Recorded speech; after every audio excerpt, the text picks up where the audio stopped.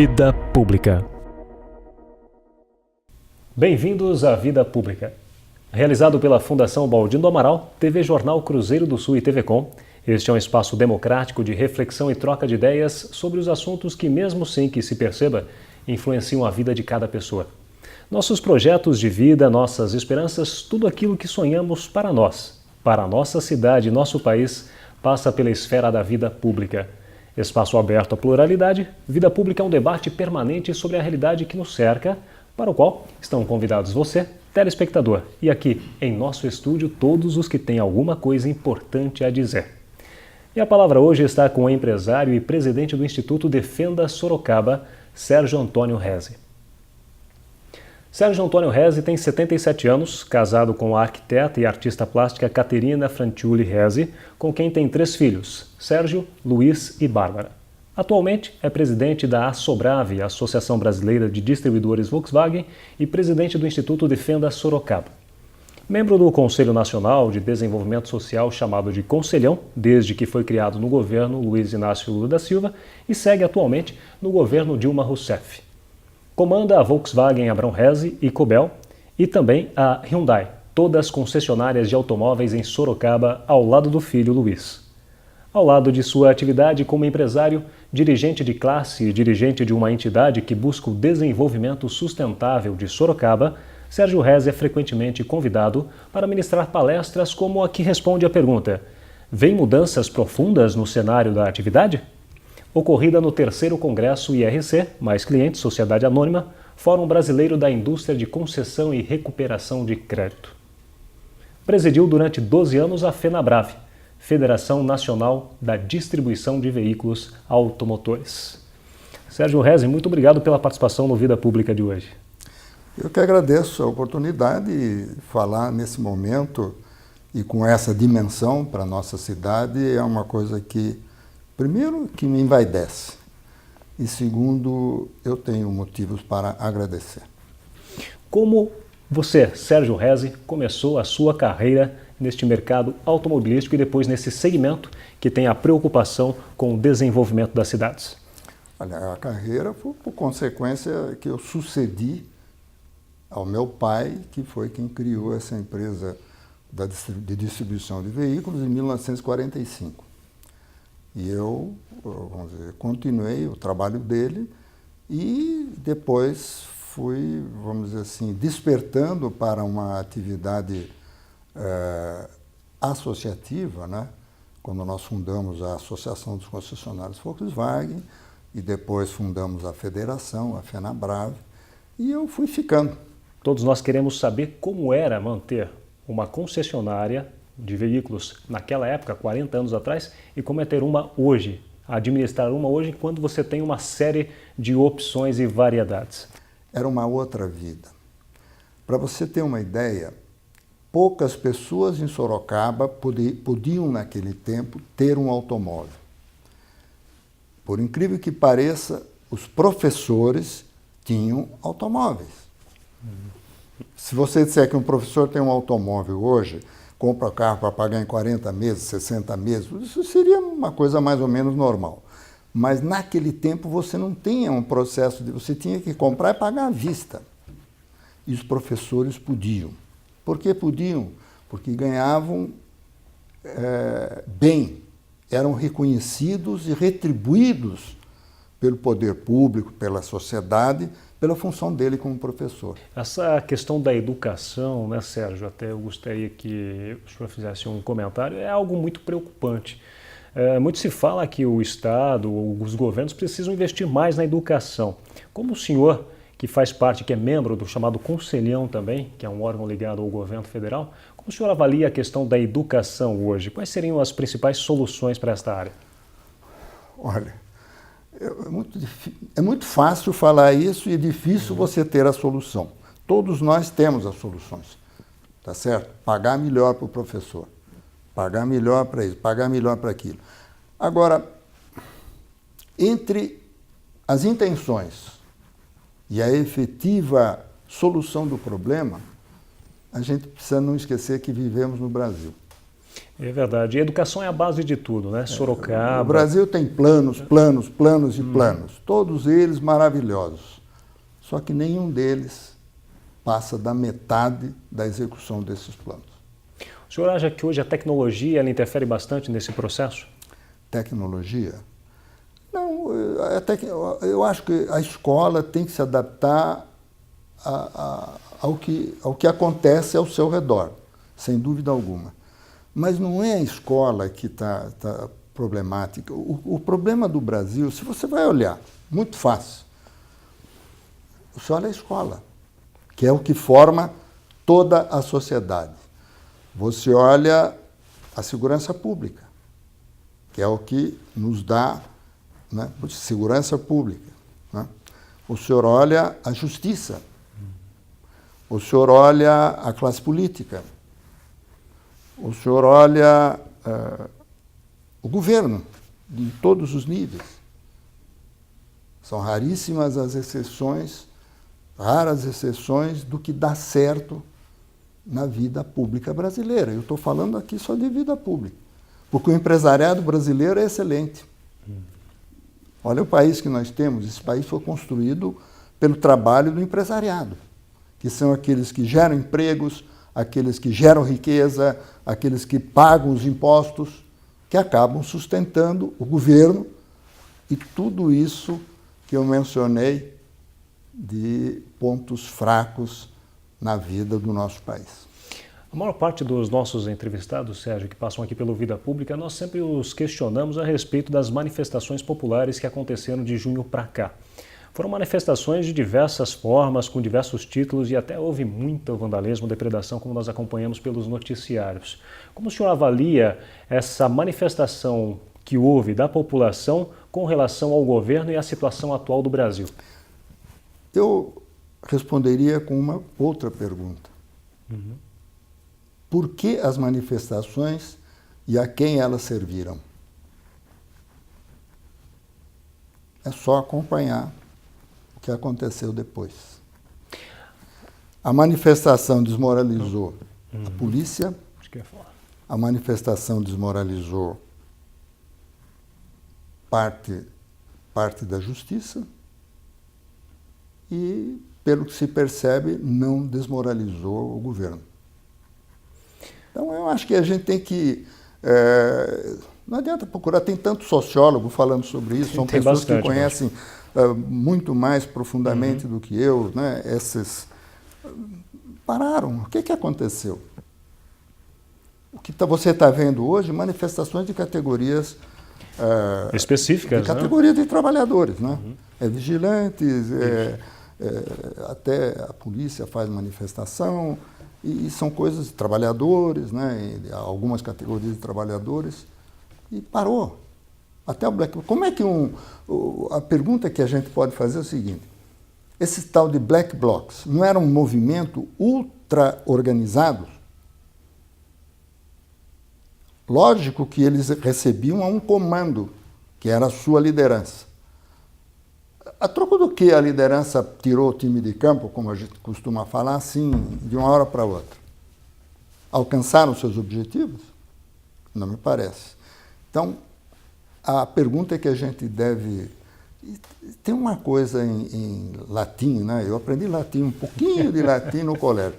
Qui prodest, que significa a quem interessa. Eu acho que essa pergunta é que a gente serve para deve fazer. Quem é que obteve resultados positivos com essas manifestações? Muito bom. Sérgio, voltando aqui para a nossa realidade em Sorocaba, todas as cidades têm a preocupação em se desenvolver tecnologicamente, em buscar as melhorias, a qualidade de vida, e nós vimos Sorocaba nesses últimos anos se desenvolvendo e crescendo cada vez mais com a vinda de muitas indústrias, melhorando a qualidade de vida dos trabalhadores. O senhor representa o Instituto Defenda Sorocaba.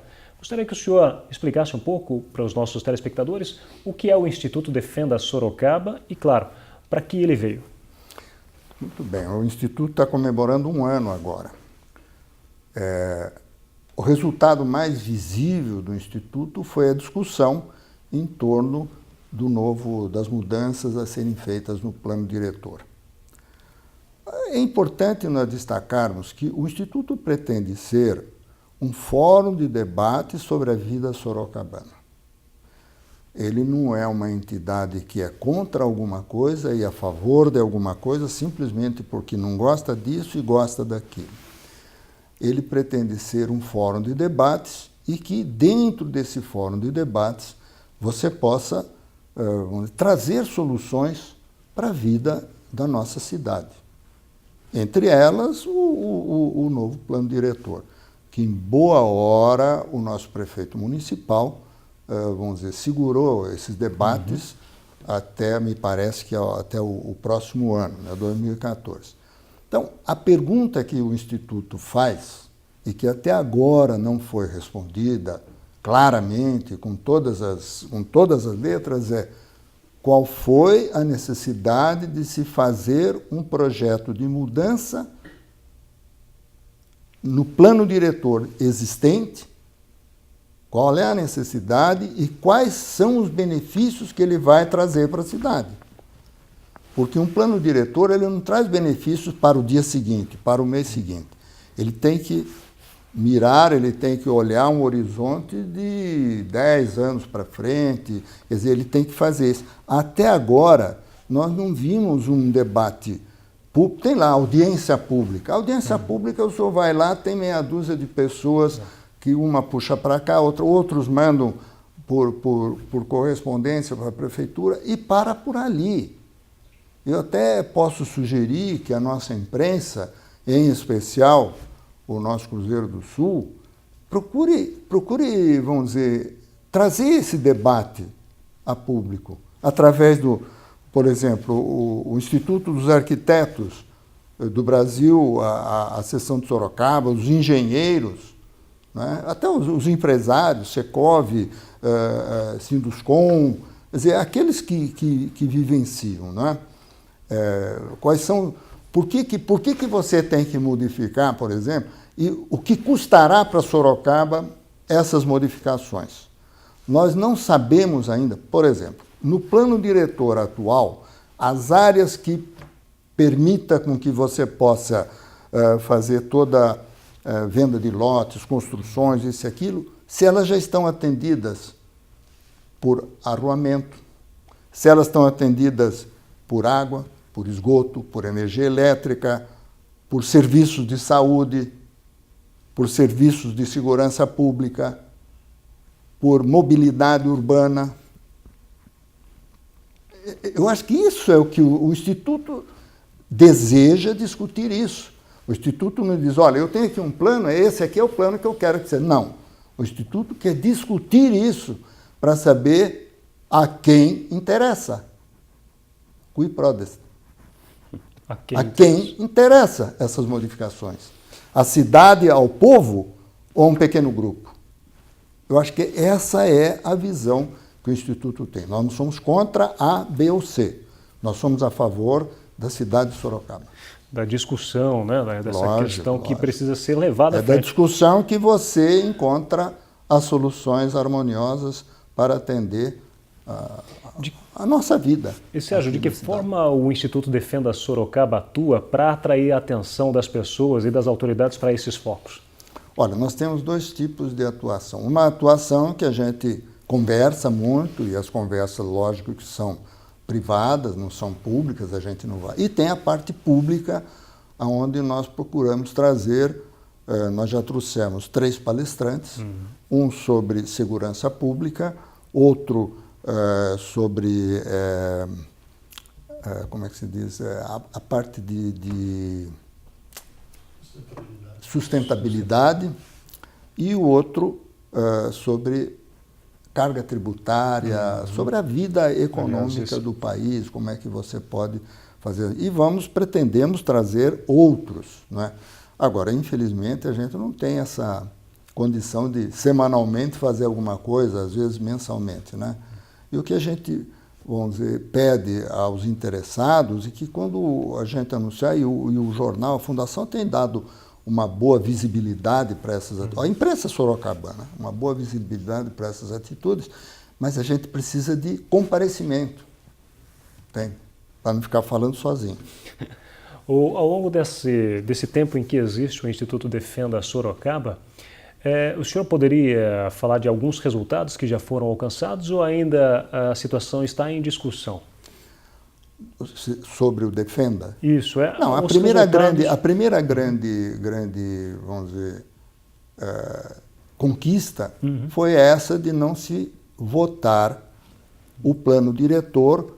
Estava previsto que seria votado em 2012, dezembro, ao apagar das luzes do governo Lippe, ou a previsão de que logo ao governo Panunzio assumir 2, 3 meses seria votado, e o prefeito teve a sabedoria, a prudência de deixar que essas coisas tivessem, vamos dizer, debates, e os debates acho que estão acontecendo, né?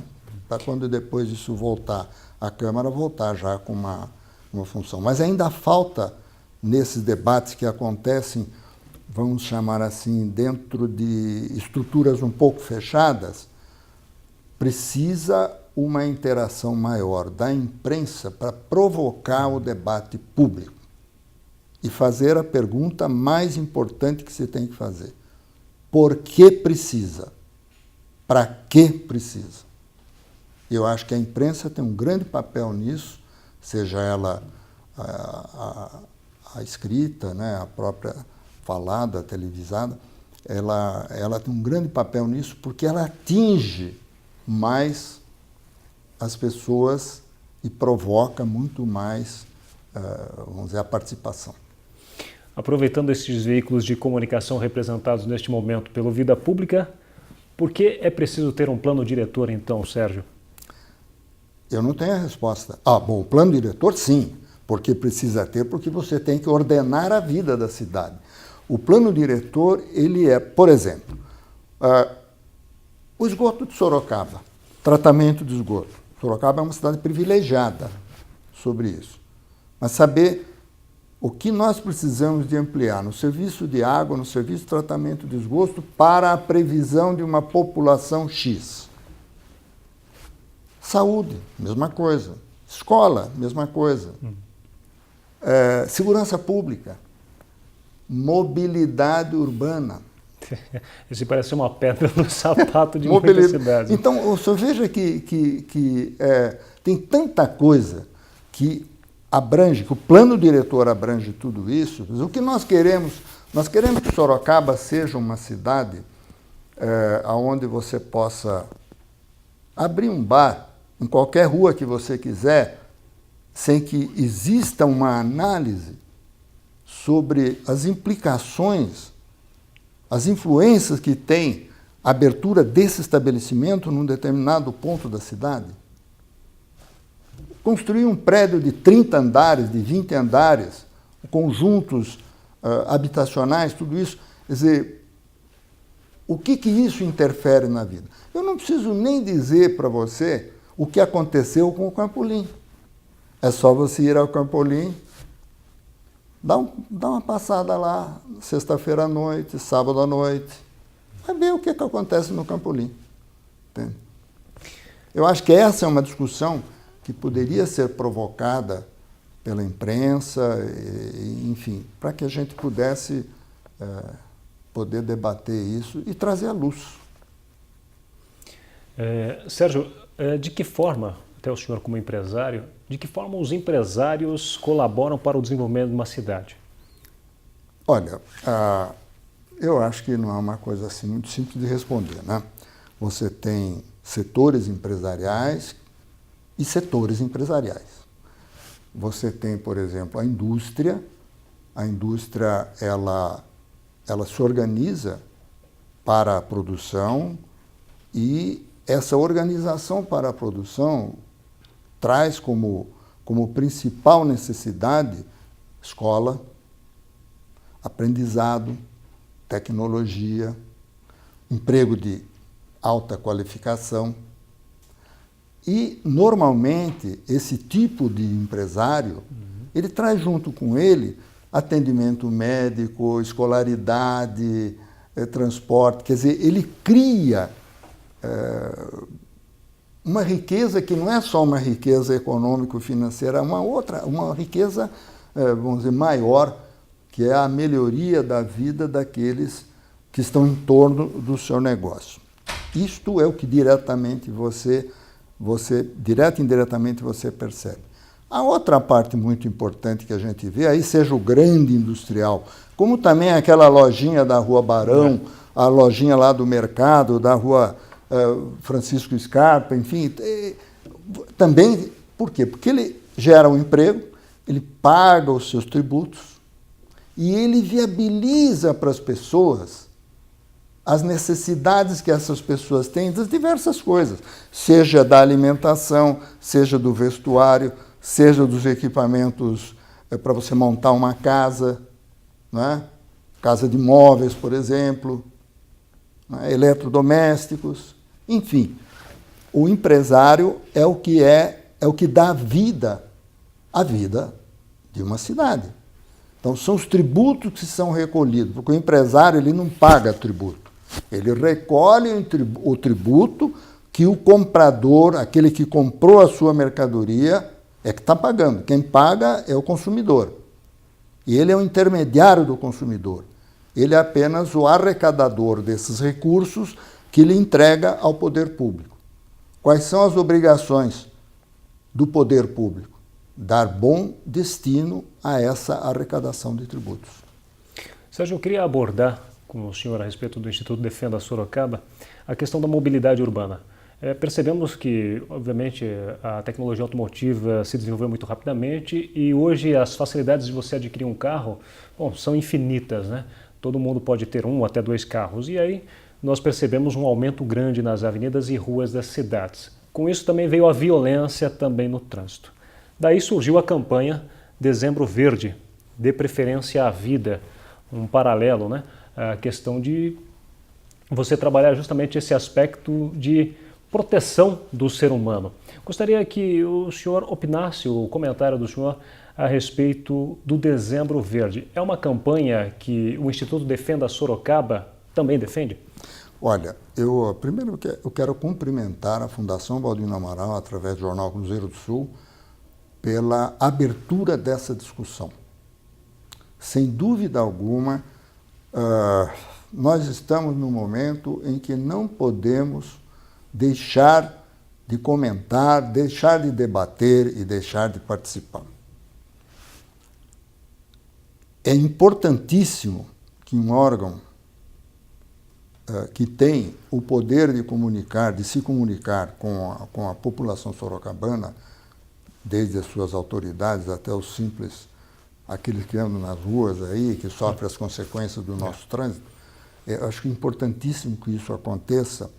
E eu chamaria o IDS, obviamente, que já se coloca à disposição do Jornal Cruzeiro do Sul para estar presente aonde o jornal entender que a participação do IDS seja boa para essa discussão.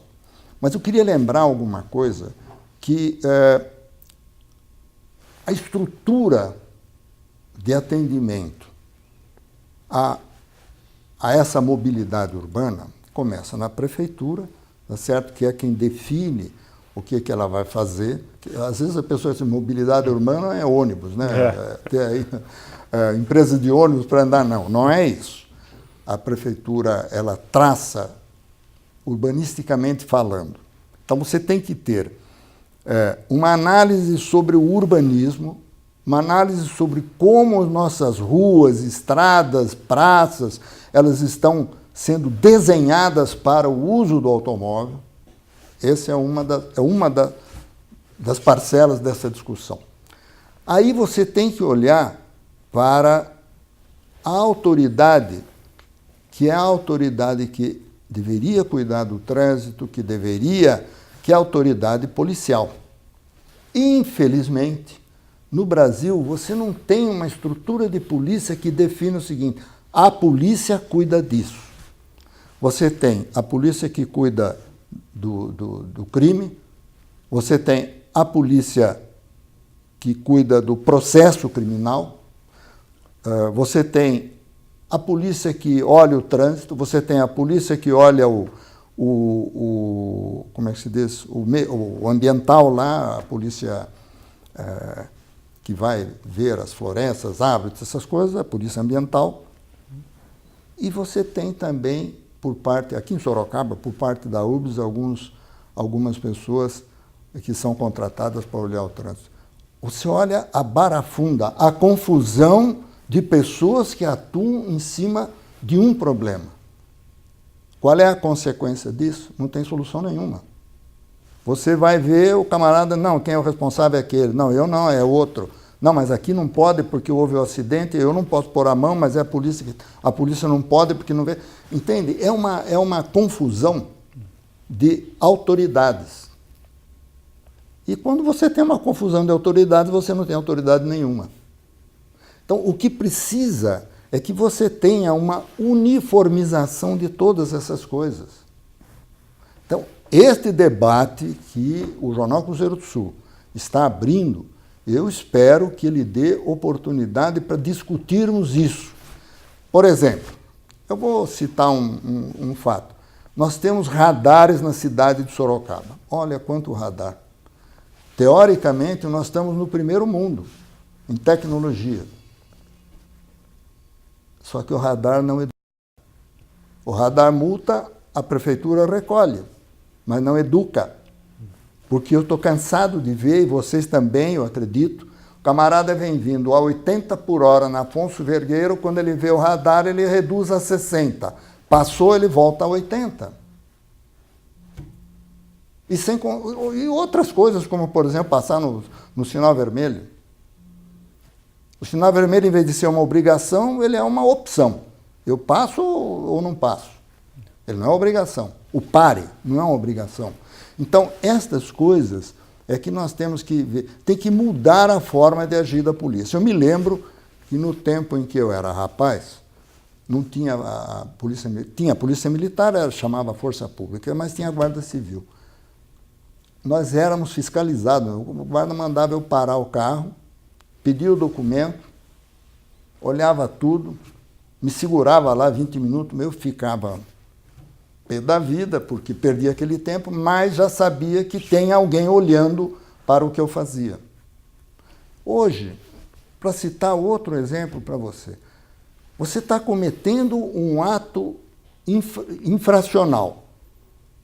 Passa um carro da polícia militar ao seu lado. Ele não tem nada a ver com isso. Ele nem repara se você está com o celular. Teoricamente, para você ajudar a prevenir isso, imediatamente ele tinha que mandar você parar o carro e dar uma aula de civilidade para você, multar porque você estava falando no celular, examinar os documentos do carro se estão em ordem. Quer dizer, o fato de você, que está louco de pressa para falar no celular, perder meia hora ali com o carro da polícia em cima de você, é uma lição boa. Outra coisa que eu vou dizer para falar. Então, a polícia, em vez de prevenir, ela vai fazer o quê? Ela vai atender a ocorrência. Quando há o acidente, quando há a morte, quando, enfim. Olha a polícia rodoviária, você sai de São Paulo, vem para Sorocaba, ou vai daqui para lá, a polícia rodoviária fica baseada ali no meio em Araçariguama. Ela só sai dali para atender um acidente. Enquanto isso, os automóveis, os caminhões, trafegam em qualquer velocidade, a qualquer faixa, eles são imprudentes e não tem quem, por exemplo, se você pegar um motorista de caminhão ou de ônibus que está com e fazer ele parar no acostamento e ele perder lá meia hora para dar satisfação para o policial, isto é uma aula de cidadania. É o que está faltando. Em vez de você atender à ocorrência, você previne a ocorrência. Muito bom. Sérgio Rez, muito obrigado pela participação no Vida Pública de hoje. Bom, eu é que tenho que agradecer a oportunidade. Às vezes a gente fala com um pouquinho mais de veemência, né? Nem sei se eu falo tudo o que precisa ser falado, ou se é o certo o que tem que falar, mas quando há oportunidade eu me manifesto. Mais válido porque é emotivo. O Vida Pública de hoje conversou com o empresário e presidente do Instituto Defenda Sorocaba, Sérgio Antônio Reze. O programa Vida Pública pode ser assistido no canal de vídeos do portal Cruzeiro do Sul em www.cruzeirodosul.inf.br, na TV com o canal 7 da NET E agora também na TV Votorantim canal 10 e também na TV comunitária canal 3 pela Supermídia. O Vida Pública de hoje fica por aqui. Até o próximo.